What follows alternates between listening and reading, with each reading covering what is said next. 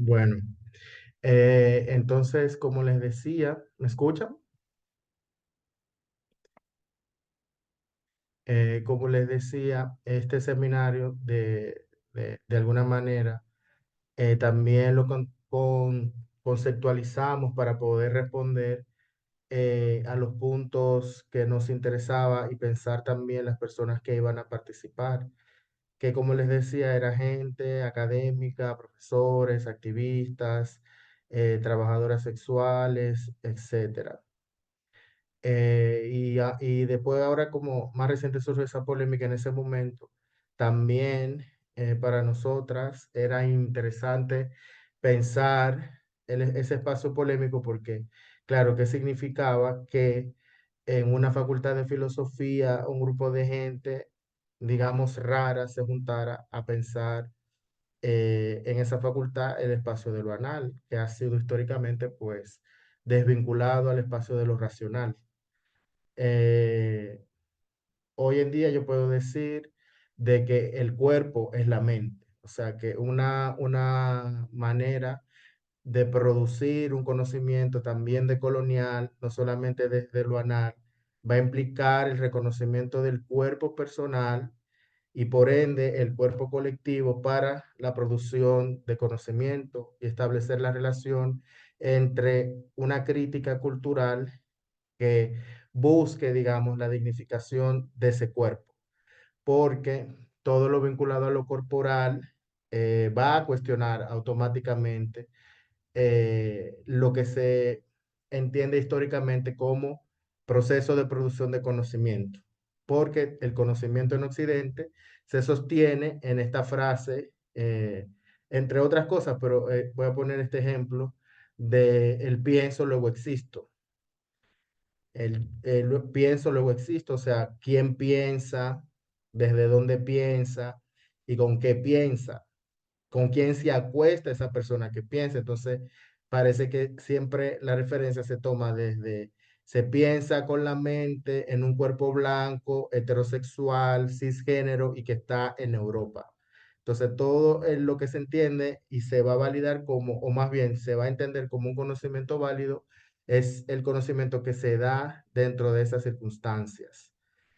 Por eso, cierto contexto anticolonial siempre ha reivindicado el espacio del sentir como un lugar también de, de posible articulación discursiva.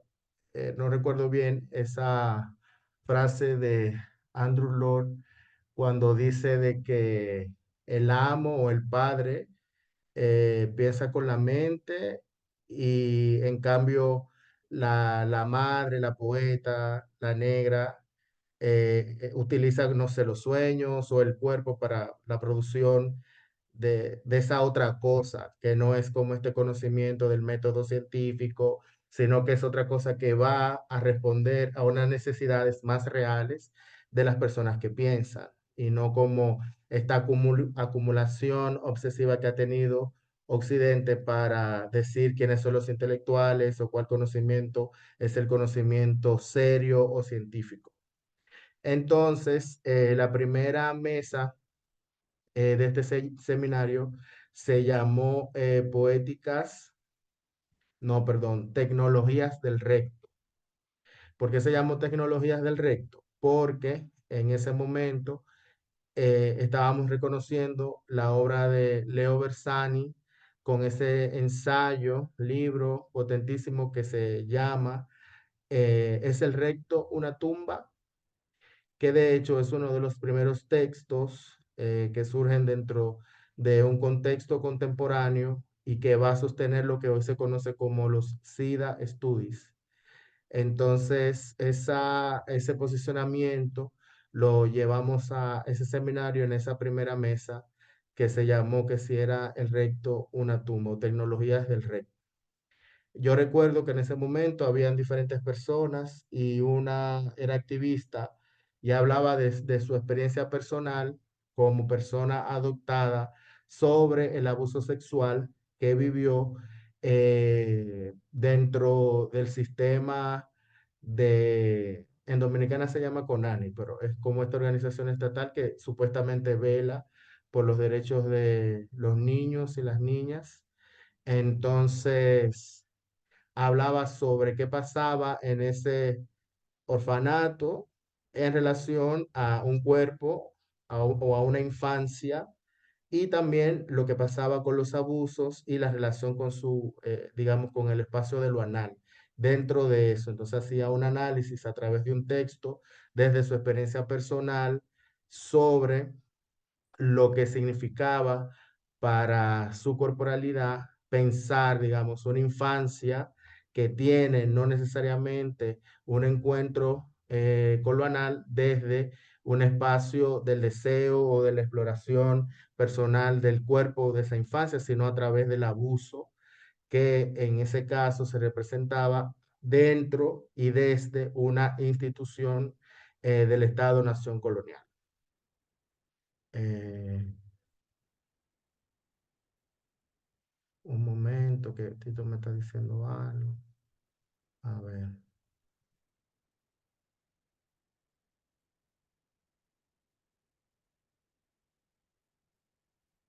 ok, no entiendo. Entonces,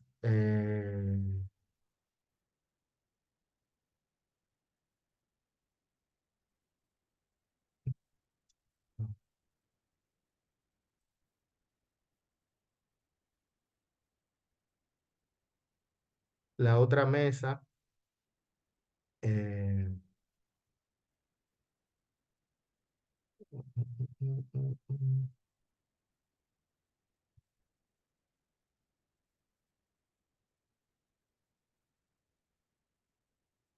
yo lo tenía acá.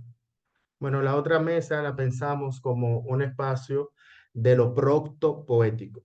Tomábamos este concepto de lo procto y de lo poético como una posibilidad de pensar una escritura que centra su estructura, o sea, la estructura de ese texto poético es una reflexión de lo anal. ¿Cómo se dio ahí en ese encuentro, ese espacio de lo procto poético? A través de diferentes personas que participaron y recuerdo que uno en particular escribió un texto más crítico desde la historia del arte sobre un artista asiática, que no recuerdo ahora el nombre, pero es muy famosa, que pinta mujeres con los culos gigantes, pisando hombres o en diferentes situaciones así como de dominatrix. Entonces, su texto era protopoético porque intentaba generar una escritura poética sobre y desde una obra de un artista que utilizaba, digamos, el espacio del culo como centro de las imágenes que quería construir. Esta idea de lo protopoético surge, digamos, dentro de ese espacio. Lo proto, que sabemos que es vinculado al espacio de lo anal. Otra de las mesas, que fue también muy interesante, se llamó Ano Solar por ese texto de Batey. eh, y básicamente las personas que participaron en esa mesa fueron tres. Y aquí fue muy interesante porque había una chica lesbiana, masculina, y la pregunta que en su ponencia hacía era de que si el ano era un monopolio homosexual, porque regularmente las prácticas del sexo anal mayoritariamente se piensa que solamente son en cuerpos, digamos, entendidos como hombres o como personas con pene. Entonces lo que presentaba en su texto como lesbiana era una motivación desde el activismo lésbico a que se promoviera el sexo anal como una práctica abortiva. Entonces decía esa frase como, por el chico no hay guagua, como que si tú tienes sexo anal, no vas a tener que abortar porque no vas a salir embarazada. Entonces proponía, digamos, prácticas sexuales lésbicas como una metáfora abortiva, literalmente. También había en esa mesa, recuerdo, una activista que se llama Jorge Lucero, que es chileno, ahora está en España viviendo, haciendo su doctorado. Y en ese momento él investigaba desde esto que se conoce como estudio de masculinidades, prácticas de hombres que tienen sexo con hombres y utilizan sustancias. Entonces, por ejemplo, lo que él presentó estaba vinculado con el popper, que como me imagino que saben, el popper es esta sustancia que se utiliza para inhalarla regularmente en prácticas sexuales para generar un placer que dura unos segundos y que te dilata, digamos, el espacio del banal.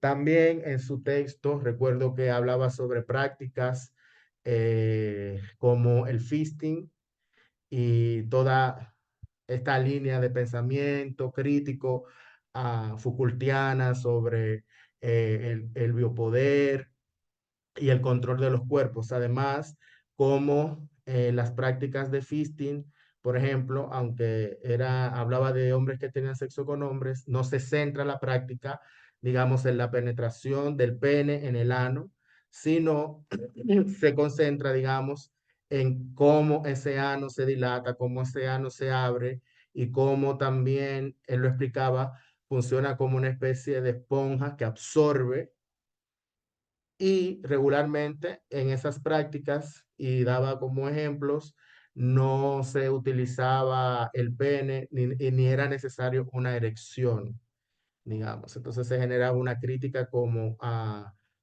desgenitalizar el placer desde los órganos que se entienden históricamente como sexuales. El cuerpo completo es un órgano sexual, la piel es un órgano sexual, pero regularmente se asocia a lo genital, al pene y la vagina o la vulva, la vagina. Incluso el ano, dentro de esa distribución, no es entendido ni reconocido como un espacio de la genitalidad. Entonces eso fue también ahí súper potente. Y básicamente estas fueron las mesas que ocurrieron durante ese el seminario y esos puntos que se tomaron en consideración. Es sumamente potente pensar, digamos, estos lugares porque, como les decía desde un principio, son lugares que no se toman como referencia para la producción de escritura. Entonces, la idea es que pensemos o entendamos de que el ano no es pasivo, que el ano es un lugar activo porque se puede pues generar textos, imágenes, acciones, descolonizar el espacio o la idea que se tiene por el placer, por el deseo. Entonces eso es sumamente potente para justamente generar esos espacios de resistencia y que no van únicamente a estar en los espacios de, digamos, intelectualoides o del arte, sino también en nuestras propias prácticas. O sea, yo he sido toda mi vida una promotora del sexo anal. De hecho, he tomado posición en diferentes contextos que me parece todavía absurdo que hombres nos gobiernen sin conocer su ano. Y de hecho hemos promovido o exigido un fisting público para los hombres de la política. O sea, que una de las condiciones para que una persona, un hombre, sea presidente de un país es que se le haga un fisting público y que motive a través de su gestión prácticas tan placenteras como el sexo anal, para tratar también de aportar una desmitificación o muchos absurdos que hay en relación al sexo anal. Eh, no sé si hasta este momento hay alguna pregunta, alguna duda. Bien, o sea, estamos todos dilatados en este momento. Bueno, dentro de este seminario también, y aquí fue como un poco también muy interesante participar de esto, es que yo hice una curatoría de como trabajo en performance, invité a dos artistas chilenos, bueno, en realidad participaron cuatro, pero hoy les voy a mostrar el archivo de dos de esos artistas. Y les motivé a que hicieran una pieza para este seminario y que la proyectáramos. Un punto importante es que la performance iba a ser dentro del espacio, dentro, o sea, en un espacio privado, incluso íntimo, personal de ellos, esa era como la línea curatorial, y también que fuese la acción pensada para la cámara, o sea, registrada para la cámara. O sea, que eso es interesante también verlo y después podemos comentar un poco sobre estas performances. Los videos son cortos. Lo que sí es que sí, son personas sensibles, como las imágenes explícitas, pospornográficas y ayectas, se pueden desconectar o quitar la cámara o algo, porque los videos igual son fuertes. Sé que hay personas que a veces son sensibles con ese tipo de cosas porque hay, digamos, la literalidad de lo anal. Entonces, si no hay una objeción, ya, entonces vamos a ver las piezas que participaron o dos de las piezas que participaron en este seminario.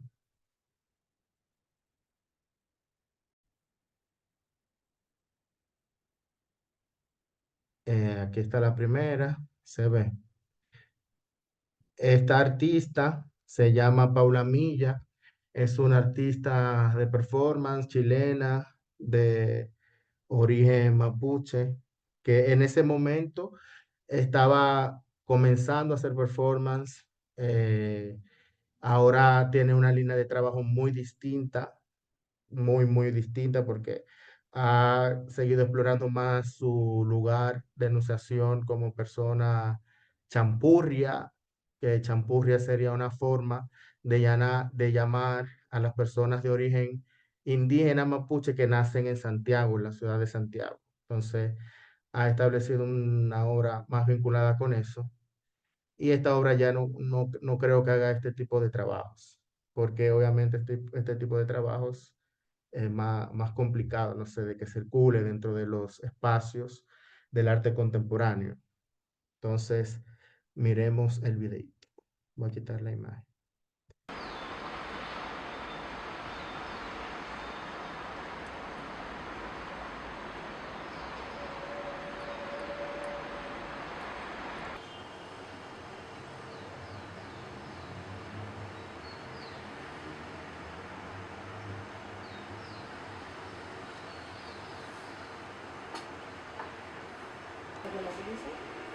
No, sí me sé, no sé. A mí como que no me gustan esas cosas. Claro, como que parece que uno las ve, pero ¿qué necesitas? ¿Te lo llevo ya?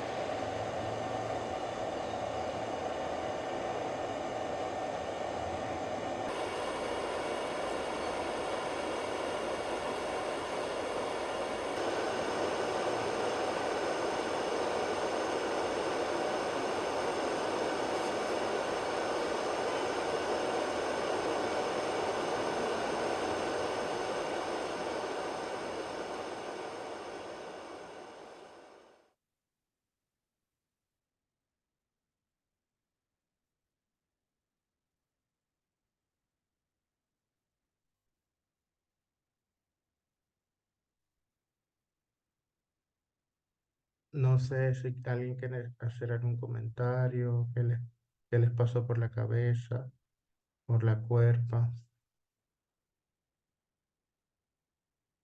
Andrés, ¿quiere decir algo?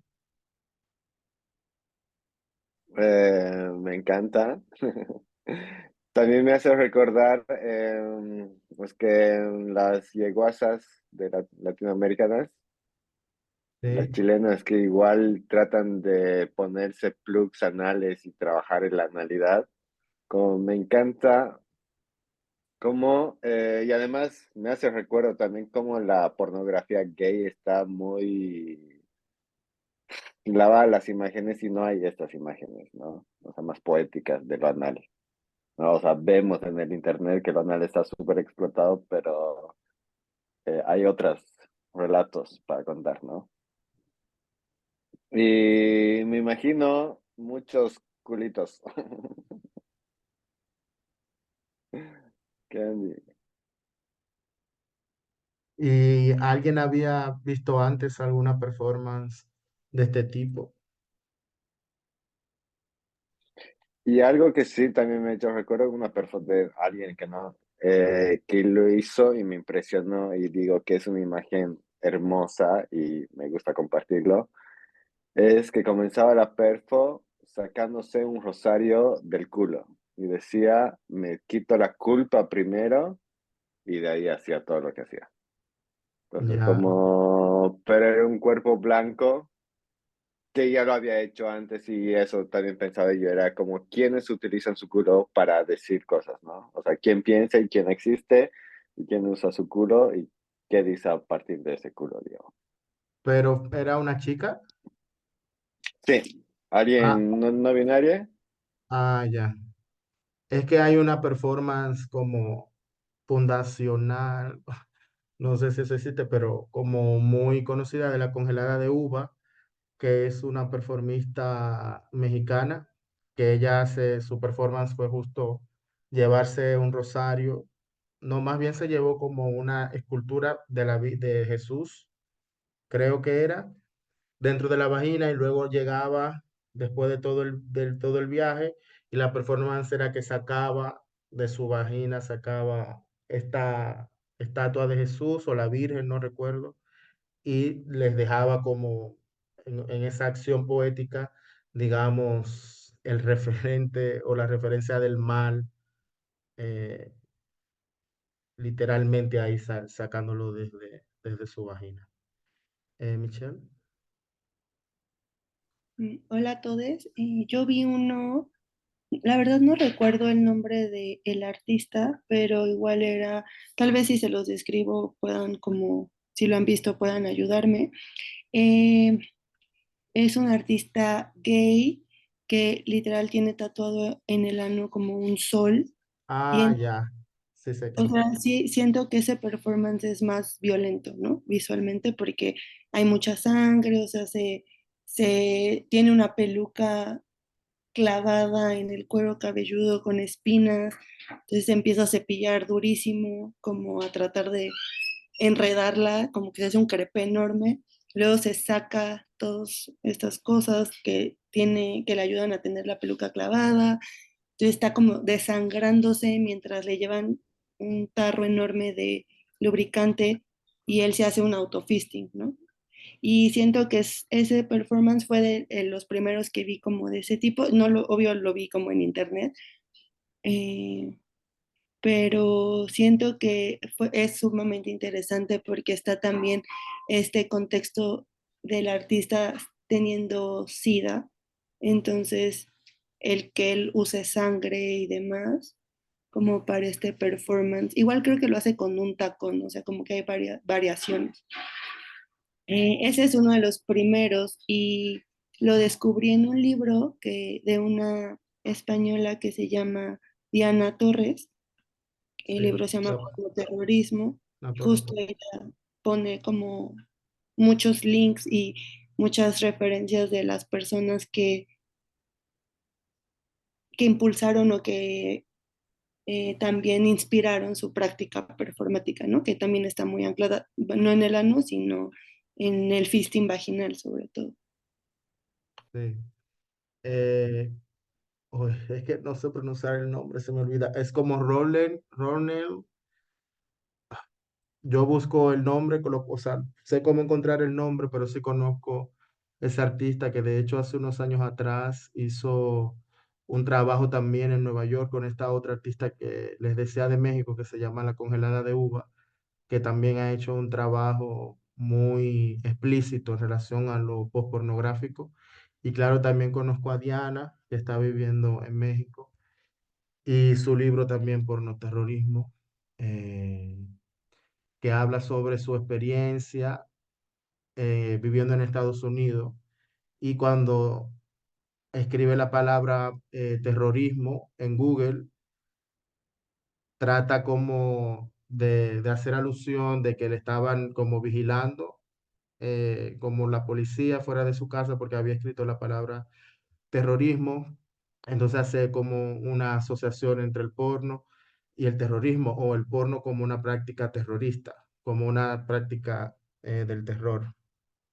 Eh, yo tengo acá una lista que les puedo compartir de otras experiencias de trabajo de artistas, digamos, disidentes, que se dedican a la performance, personas negras, mujeres, travestis, trans, y tengo una lista que les puedo compartir más tarde por el chat de WhatsApp, que de hecho es un visionado al final y tiene como ejercicios, como para también prepararse para mirar la performance y una serie de cosas técnicas que también impliquen la performance, o sea, que a veces no se consideran como, o es difícil entenderla como algo relevante en la performance porque nos interesa la acción, pero también va a determinar mucho cómo ocurre la performance, la acción en sí, si es en el espacio público, si es espacio abierto. Por ejemplo, en la performance de Paula Milla, también hay una cita súper clara a la Anne Springer, que es fue una actriz porno del mainstream y que en Estados Unidos fue de las primeras que comenzó el trabajo de lo que es el postporno y que, contrario a Paula Milla, ella sí hace el ejercicio de la apertura de la vagina con el espéculo, porque es el espéculo es un instrumento que ha sido históricamente criticado por la violencia obstétrica y hay todo un movimiento en relación a lo que significa como todo eso. Y también hace no tanto tiempo tumbaron una estatua en Nueva York sobre un señor que no recuerdo su nombre ahora, pero que se conoce como el padre de la ginecología moderna, que él experimentaba con mujeres negras. O sea, todos los proyectos de investigación vinculados a la ciencia, entre comillas, y a la ginecología, lo experimentaba con mujeres negras. Entonces también hay historias vinculadas con el racismo, la tortura, esta idea también del racismo científico, que se dice que como que las personas negras tienen más aguante, y no sé, pienso rápido así, asociando a lo loco, de que, por ejemplo, cuando querían investigar sobre la vacuna del COVID, querían cómo hacerlo con gente africana, o sea, todo ese tipo de cosas que tienen que ver con el racismo científico y cómo se definen los cuerpos desde la ciencia.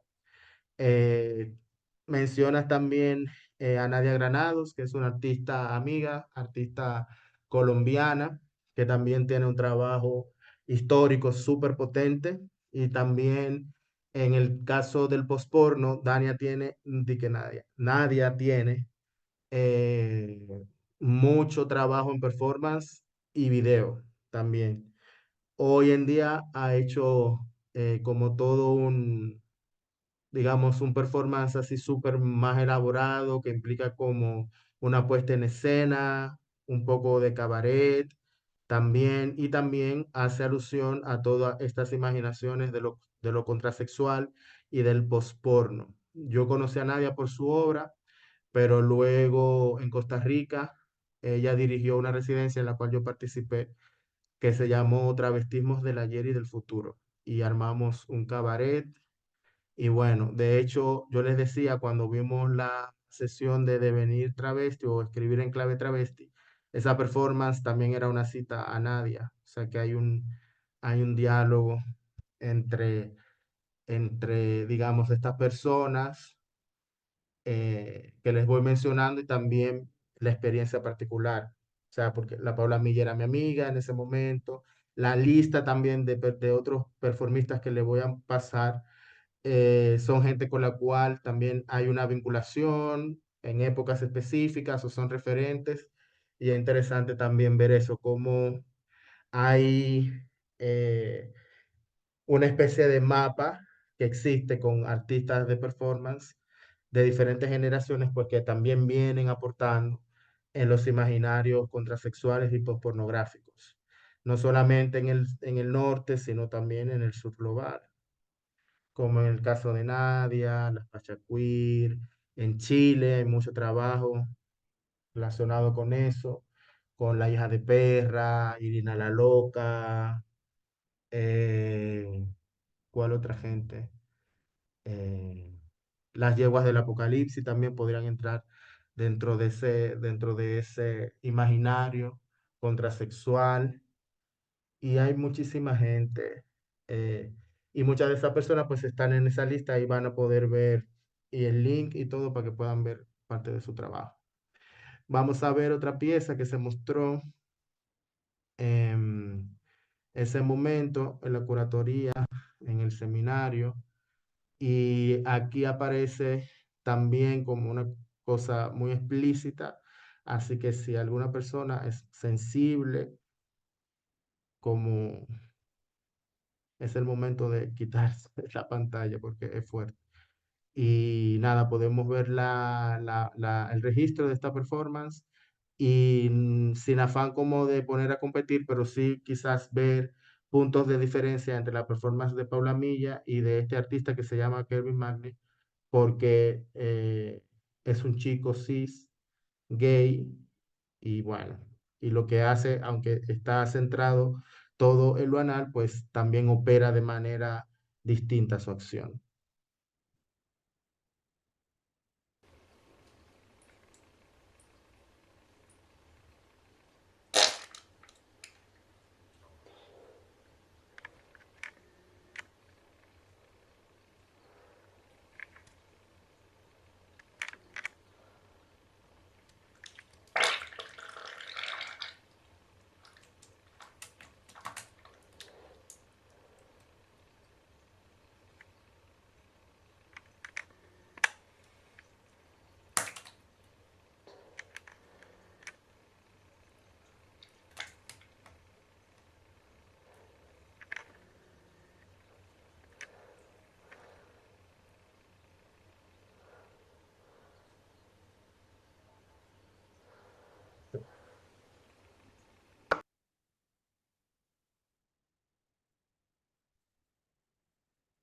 Denme un momentito porque no le puse el audio y aquí viene un audio.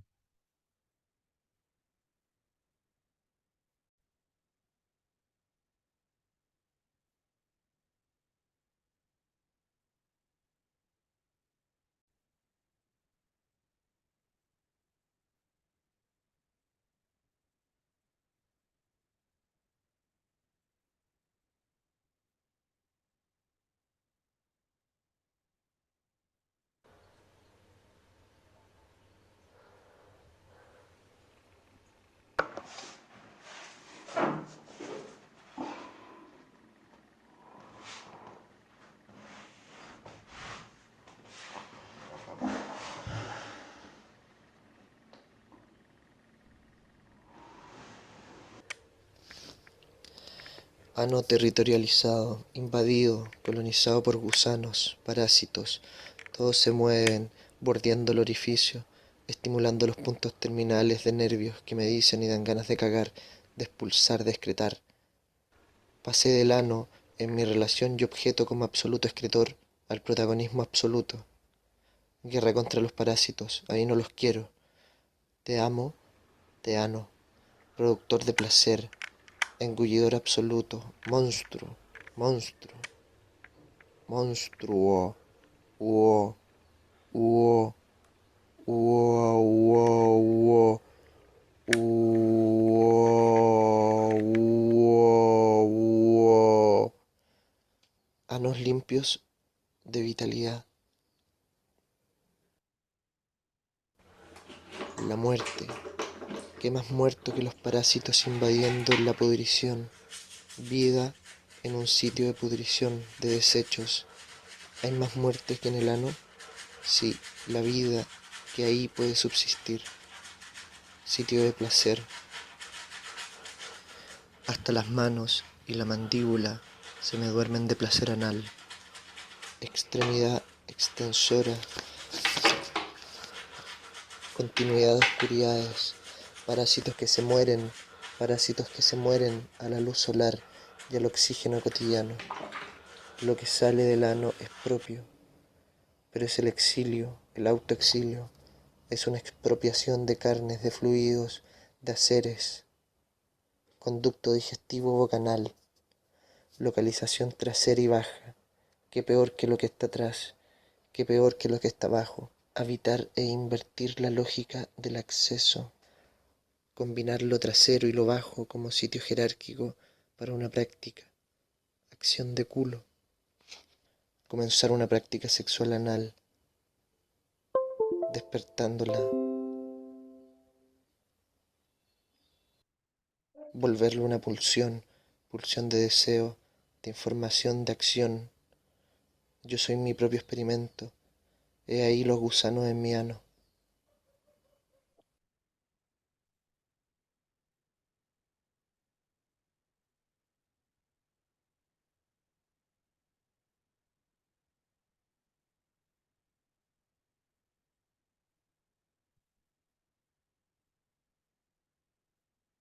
Me gustaría escucharles qué les pasa con estas imágenes, con esta acción, con el registro, con el texto.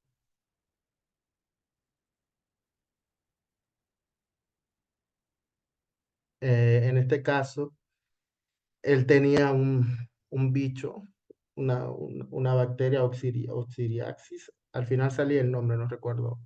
Que al final es uno de los nombres que tiene la performance.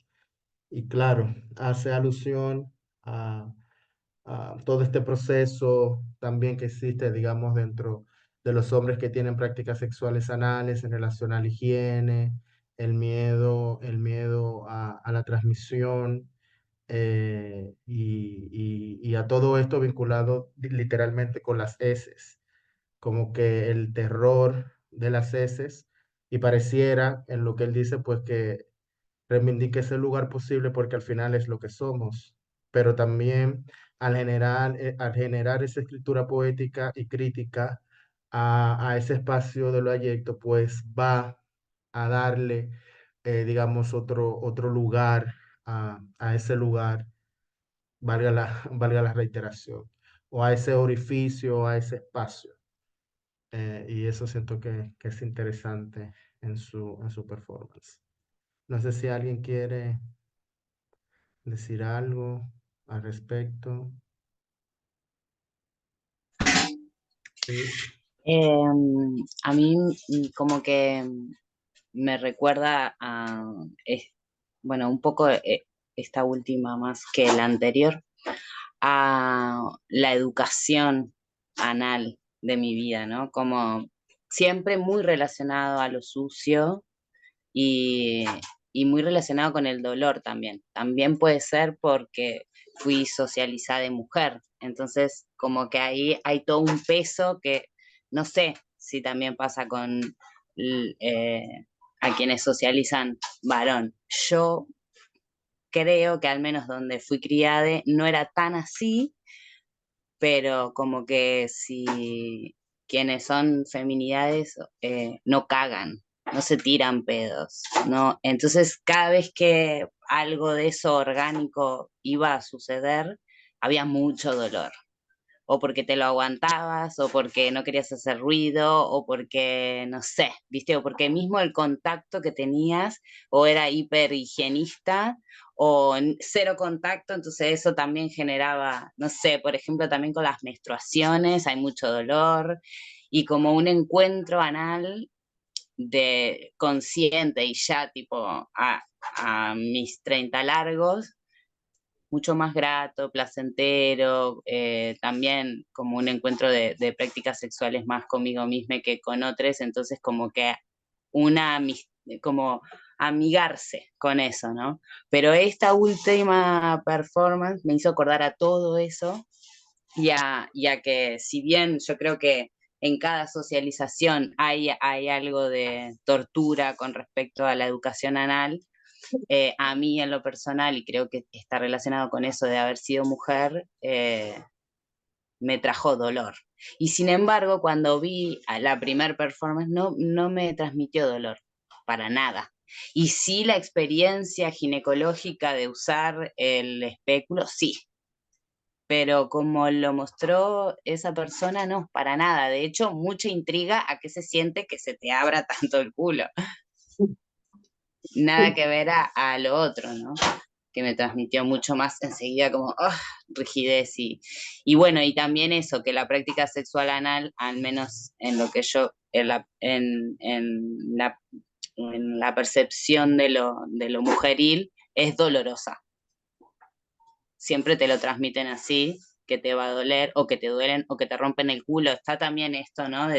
Siempre es algo para romper, y un estigma de que cagás todo, no sé.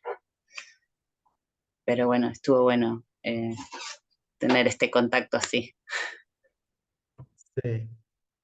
Claro, porque hay un texto de Preciado que se llama, que de hecho ganó un premio Alfaguara. Me refiero a Paul B. Preciado, que se llama Miar Cagar, masculino femenino. Y hace un análisis a la arquitectura o desde la arquitectura sobre los baños públicos o los baños que están en los espacios públicos. En ese caso, creo que hablaba del baño de un aeropuerto en Francia.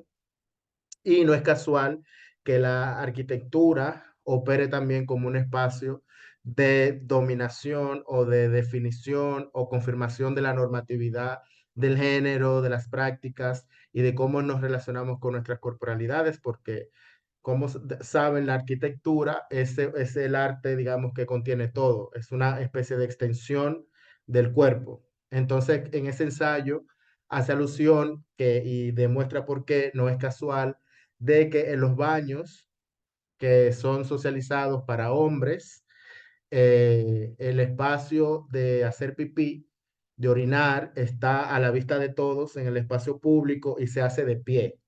En cambio, ese cuerpo que es socializado como hombre, si va a tener un contacto con su analidad, lo hace sentado y lo hace cerrado, en un espacio cerrado.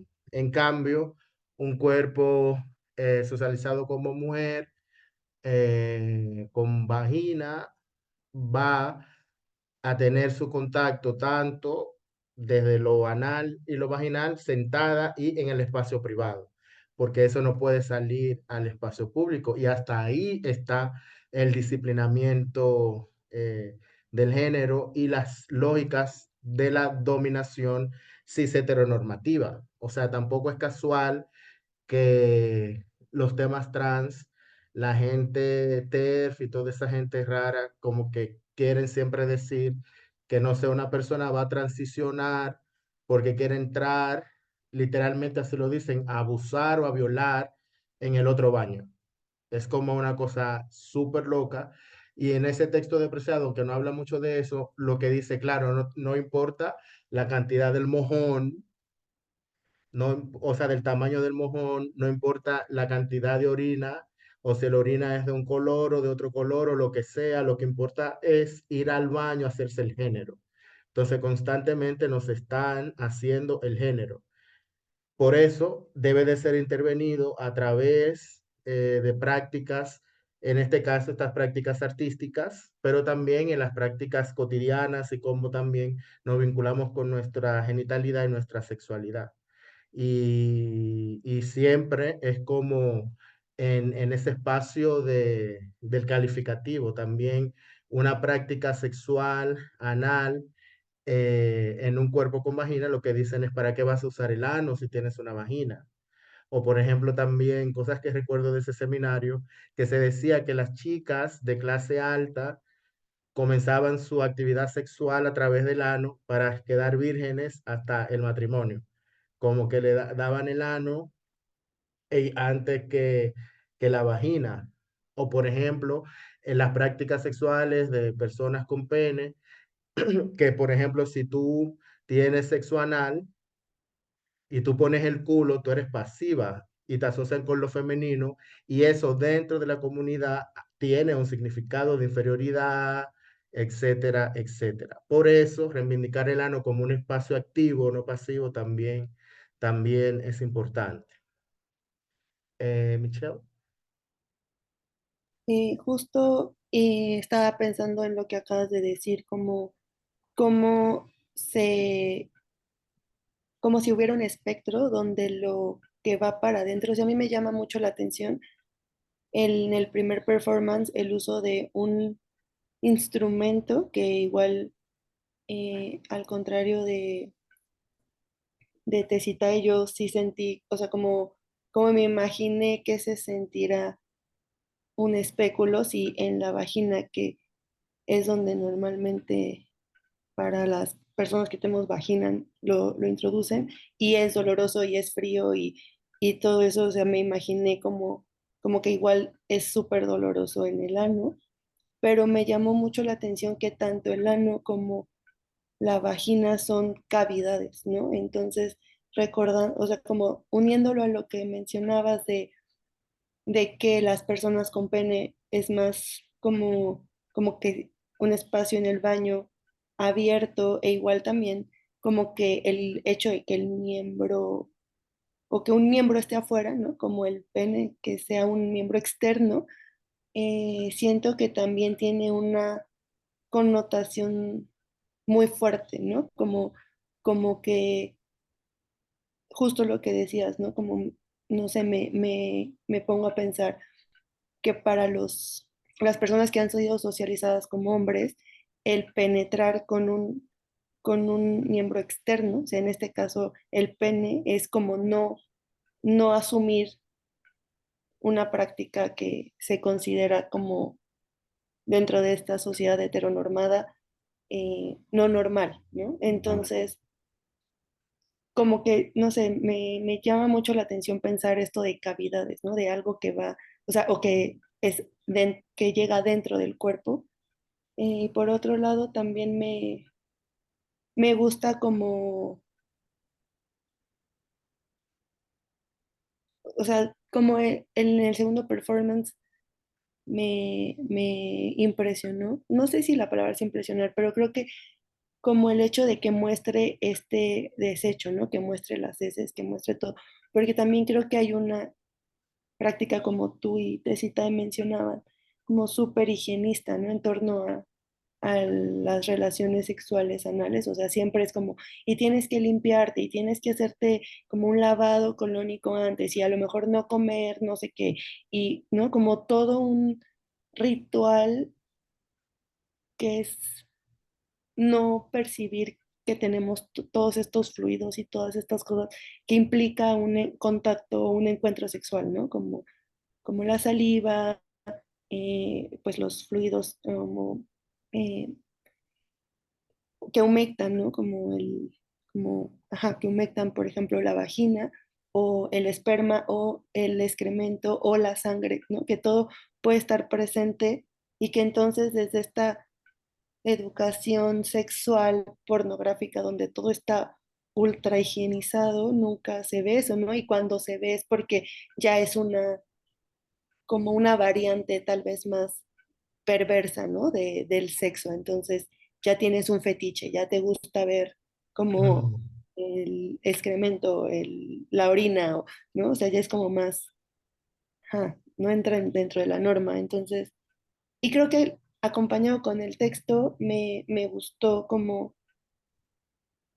este seguimiento, porque siento que igual le da como un poco más, o sea, como que a mí, al menos como persona que lo está viendo, me permitió seguir como una línea de pensamiento, al contrario del primero que siento que es sumamente abierto, ¿no? O sea, como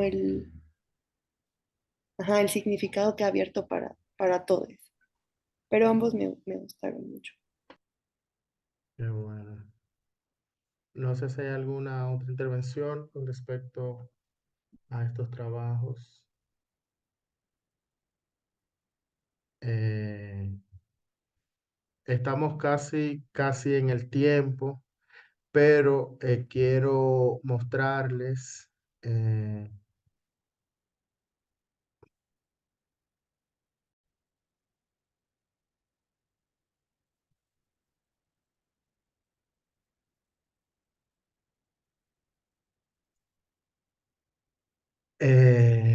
o sea, porque todo siempre ocurre por como siempre he insistido, como en una genealogía de trabajos y de prácticas. Y esto es un archivo de una primera acción que hice también por esos años, relacionado con lo que luego yo he considerado como poéticas anales, y que bueno, hay un texto que es un manifiesto anarquista sobre estos imaginarios contrasexuales, protopoéticos, y en ese momento, en el contexto de un festival de performance, estábamos haciendo un recorrido por una playa en una localidad en la parte costera de Chile, que se llama Ventanas, que era una playa que estaba y sigue todavía como, con unos índices de contaminación súper altos, y por eso se estaba haciendo ese festival para generar entre artistas acciones que tenían que ver con hacer una crítica como a todo el tema de la contaminación y la naturaleza. Y bueno, a mí me surgió, por las lecturas que estaba teniendo, eh, hacer esta acción que luego, claro, luego se construye o se transforma como en otras acciones que hice durante ese año, durante ese tiempo, ese otro texto del amor vegetal, y al final en esa exploración analética, en esa exploración del ano, pues también en un momento me sirvió para definir mi propio proceso de transidentidad, porque regularmente existe para las personas como un plan como súper claro para decir cómo se dan las transiciones. Y regularmente el ano en ese proceso es lo que podría quizás pensarse como menos intervenido. O sea, no sé qué pasa en un ano, en un cuerpo que está, no sé, viviendo, por ejemplo, un tratamiento de reemplazo hormonal o una operación de reasignación o confirmación de sexo. El ano, como les decía, sigue siendo como un espacio que se entiende democrático porque todo el mundo tiene uno. O sea, no va el ano a definir eh, nunca el género de una persona. Incluso no define tampoco la identidad o preferencia sexual de una persona. O sea, lo que más hay y que siempre nos vivimos riendo como en los últimos años son como las heteropasivas, que son como hombres cis que disfrutan del sexo anal, por ejemplo, y no necesariamente se le considera una persona homosexual porque tiene prácticas sexuales a través del ano, sino que sería homosexual si llega como a lograr una vinculación afectiva, digamos, con ese otro cuerpo hombre.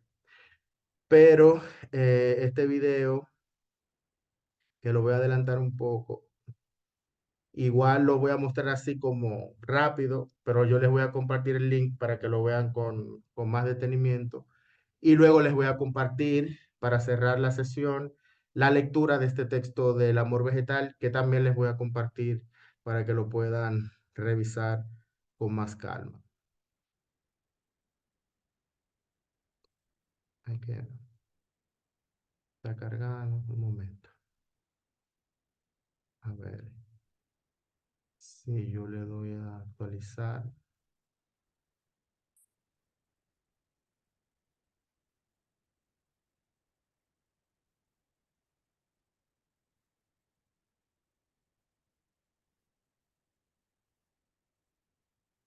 pero básicamente el gesto que yo andaba buscando en el momento de hacer la acción era construir esta imagen,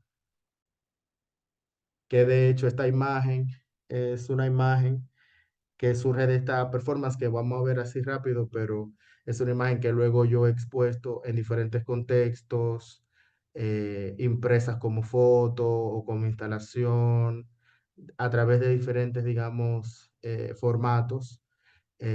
También, por ejemplo, utilizarlo en este tipo de contextos para también hablar de lo performativo a través de las imágenes o generar un espacio, digamos, de conversación, de activismo, disidente sexual a través, digamos, de estas acciones de performance.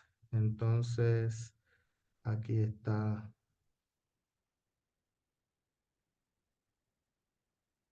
Tengo 1000 páginas acá abiertas, entonces me pido disculpen.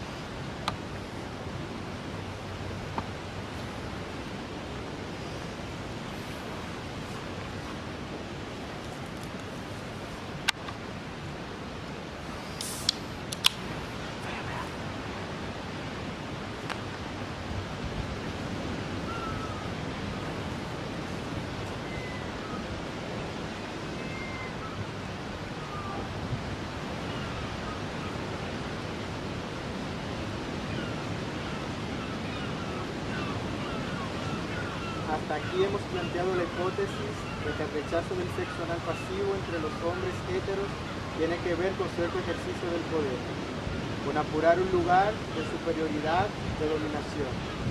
También hemos visto que el rechazo a ser penetrado es un elemento fundamental en la injuria masculina del varón heterosexual. Pero otro elemento clave de esta dinámica compleja es el deseo. Un deseo del disfrute anal que ha quedado reprimido consciente o inconscientemente y que además es castigado socialmente. En este sentido, podríamos decir que uno de los motores principales de este rechazo de lo anal es el miedo. El miedo en dos direcciones: a perder la identidad de género, de varón, con la amenaza de ser asimilado a una mujer, y el miedo a perder la identidad de orientación sexual, de heterosexual pasar a ser percibido como homosexual. Es decir, la relación de los varones heteros con lo anal explica muchas cosas sobre las causas del machismo y la homofobia.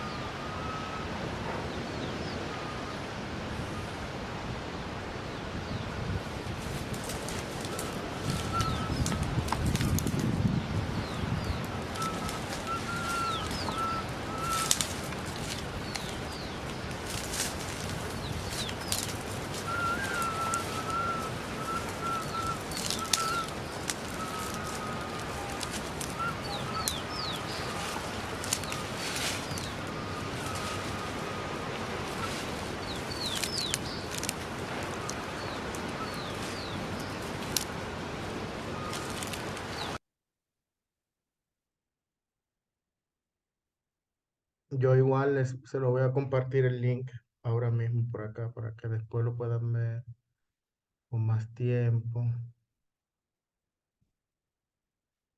Eh, no sé si hay algún aporte, algún comentario que quieran hacer.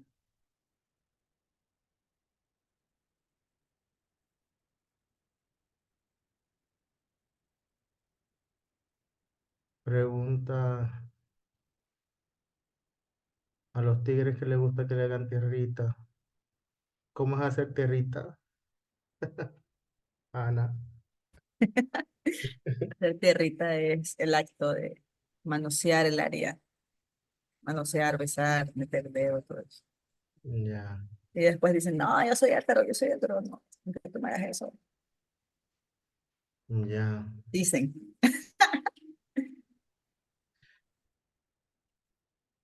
Acá dice, un manifiesto anarquista. Transplantar poéticas anales y amor vegetal. El amor vegetal, igual lo voy a hacer, voy a ir cortando algunas cosas, voy a leer solamente como un fragmento por el tiempo. El amor vegetal es experimentar una pérdida en el sentido de la sexualidad reproductiva. Preferir dedicar tiempo a buscar información sobre cómo las plantas terrestres y marinas se colaboran entre sí, y esto con el fin de no pensar a su vez en la institución pareja, traicionando así el amor romántico aprendido en el seno de la familia heterosexual donde la mayoría crecimos, el seno donde también se nos enseñó a entender nuestro deseo como un desvío, como una vergüenza, un desacato patológico, una contranaturaleza. El amor vegetal es pedirle a tus amigos que te dejen llorar, sacarle un piso al edificio de la arquitectura moral de los estados nacionales, su idea de casa, patria, envejecimiento. El amor vegetal como tecnología de hacerse en tanto no consideremos el residuo como un lugar posible. No. El amor vegetal como tecnología de hacerse en tanto consideremos el residuo como un lugar posible. Una militancia transfeminista construida en las contradicciones fundamentadas en querer ser correspondido, un lapsus amatorio porque es cyborg, un lapsus simbiótico porque es colaborativo, semiótico porque es una relación distinta con los signos y semántico porque son oraciones donde el sujeto aparece siempre en minúscula para que se parezca más al predicado, a la estatura que tenemos en el cuerpo, todo con la idea de generar alguna fuga, alguna modificación y o interrupción en el flujo de la historia. Es entonces el tartamudeo cuando hablamos de los actos de habla, cuando afirman un resultado científico. Es poner en tensión a quien te pregunta quién eres, de dónde eres, cuánto te mide el pene en una conversación de chat. Amor vegetal es un GIF donde los sustantivos pervertido, avergonzado, loco se escriben en alta, escuchando un playlist de música triste, ojalá que mexicana, ojalá que latinoamericana. Es la virilidad del clítoris de las mujeres africanas. Y escribo África para vengarme, porque escribir y proyectar una relación con ese continente es una respuesta a lo que me negaron. Escribo África sintiendo la potencia del tambor, de las caderas, sin nada. Como buen africano voy experimentando pérdidas, sonriendo también. Sin más que eso, invento mi propia imaginaría, mi negricia dañada, travesti, corporal. Sin ajá, yo ayer, sin paciencia escribo Jan Punchumani, mezclando todo, inventando una posibilidad. La conclusión es una imagen dipsómana de mi proceso estético y artístico, de mi transidentidad. El amor vegetal es un plan diferente, una experimentación donde sabemos que lo único que tenemos son los afectos para con une, para con los demás. Quererte en tanto no seamos jamás iguales es un amor vegetal. Amor vegetal es un porno terrorismo. Sentir es amor vegetal, sentarse es amor vegetal, salir es amor vegetal, soñar es amor vegetal, saltar es amor vegetal, sollozar es amor vegetal.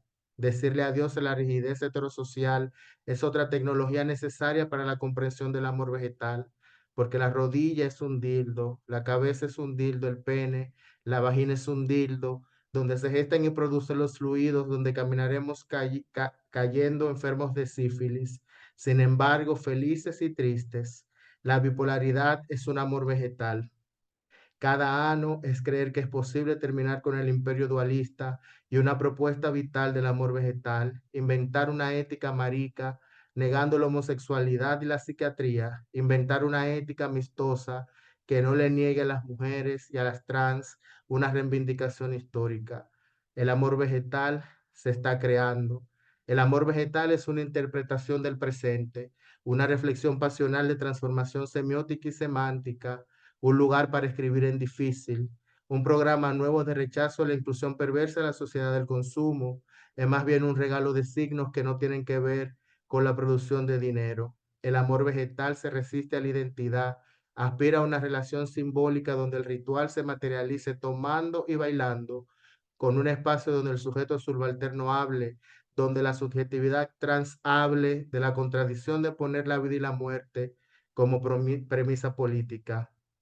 El amor vegetal es una discontinuidad temporal, la discontinuidad de mi personalidad, de mi identidad inestable. Es un proceso subjetivo y deseo cambiante, es un feminismo no antagónico, es un ano abriéndose ante las fuerzas de los rayos del sol, a la fuerza y la rabia de los truenos, los sonidos de todos los animales marinos y las plantas, un tren moviéndose del centro de la ciudad, del centro de la ciudad hacia la periferia, hacia Latinoamérica. Eso es el amor vegetal. El desplazamiento que entiendo me constituye en una performance transfeminista que me demuestra cada día que no necesito poder, sino seguir potenciando este amor profundo hacia los demás, hacia el animalismo que está por venir. Escribí sobre el fin del amor vegetal, pero mientras esperé correos electrónicos con archivos que registraban diferentes acciones, donde encontraría la potencialidad estética de este intenso proceso de reconciliación creativa conmigo, no puedo dejar de pasar por alto este texto depreciado y cómo me hace sentido su proceso trans y lo que propone el amor vegetal. En este caso, lo que tiene relación con su voz cuando trata de explicar que esa nueva voz que ni siquiera sus padres llegan a reconocer a veces, no deberíamos entenderla como masculina por la suministración de testosterona, sino quizás como el sonido de las ballenas o un trueno. Dice, si hubiéramos dedicado tanta investigación a comunicar con los árboles como hemos dedicado a la extracción y el uso del petróleo, quizás podríamos iluminar una ciudad a través de la fotosíntesis, o podríamos sentir la savia vegetal corriendo por nuestras venas, pero nuestra civilización occidental se ha especializado en el capital y la dominación, en la taxonomía y la identificación, no en la cooperación y la mutación. En otra episteme, mi nueva voz sería la voz de la ballena o el sonido de un trueno. Aquí es simplemente una voz masculina. También pienso en ese sueño que tuve anoche, donde mi boca se desconfiguraba, perdiendo mis dientes, que según una información que busqué en internet, refleja miedos e inseguridades, pero quizás sea mi propio proceso de transexualidad, donde este cuerpo que me enseñaron como humano, al menos en la ficción de la escritura o en un sueño, va perdiendo los privilegios que promueven el humanismo colonial y el antropocentrismo. En fin, el amor vegetal sin suministración de hormonas o intervenciones quirúrgicas es al parecer un proceso de transexualidad poética, política y estética donde yo misma construyo mi ficción, mi camino hacia enfrentar los miedos y las inseguridades que esta cultura heterosexual te hace enfrentar cuando te experimentas desde la sexualidad anormativa. El amor vegetal tuvo su fin hace justamente 3 semanas, cuando el aura gris de aquel organismo que fue alguna vez motivador de todo esto se hizo presente. Esto fue entonces un proceso creativo intenso que concluye con la producción de imágenes, un registro textual transfeminista. El amor vegetal no se excluyó de esa tendencia inherente a toda vida orgánica, en tanto siguió siendo una pulsión emocional y contradictoriamente racional que devino muerte. Si bien el amor vegetal es un posicionamiento posible para vivir una vida más vivible, un aquí para llevar dignamente una crisis, un dolor, tiene como toda metodología desesperanzadora un hasta aquí. En conclusión, fue un ciclo que terminó monumentalizado en un altar de flores blancas, flores amarillas, saliendo de un ano, de una copa de agua, en un altar donde descansan Changó, Yemayá, Felipe Camiruaga, Santa Marta, la Mano Poderosa, el Químico, el Sepia, Antonio Enrique, Mamatingó, Anaísa y Samuel. Parece que esto es una falsa alarma endosimbiótica porque de no ser así, la asociación entre ese organismo de ahora, aura doliente, en malestar y yo, debió de darse y habitar nuestros interiores hasta la eternidad. Entonces, no hubo jamás emancipación. Esto ha sido una simple homosexualidad heterocentrada.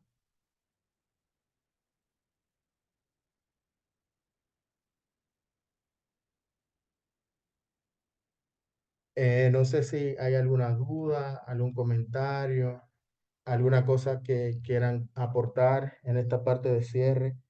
Mientras estaba leyendo, recordaba cuando Michelle hablaba de este artista que les voy a pasar el nombre, lo voy a buscar, pero lo tengo así en la punta de la lengua y sé quién es, pero no recuerdo ahora el nombre. Que el tatuaje del sol en el ano es como común en las prácticas del fisting. Como que la idea es que el ano, mientras se abre, pues vaya también abriéndose como el sol.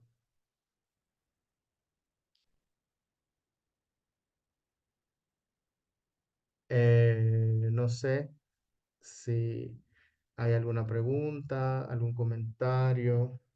Mañana, como les he dicho, lo que vamos a hacer es, yo quiero traer un parrafito que estuve pensando sobre Preciado, perdón, sobre Valeria, sobre esta idea de cuando la gente lee algo y dice no entiendo, o tú le dices a alguien algo y me dice no te entiendo, o cuando la gente, tú le muestras algo o te dicen a ti, no te entiendo. ¿Qué significa eso?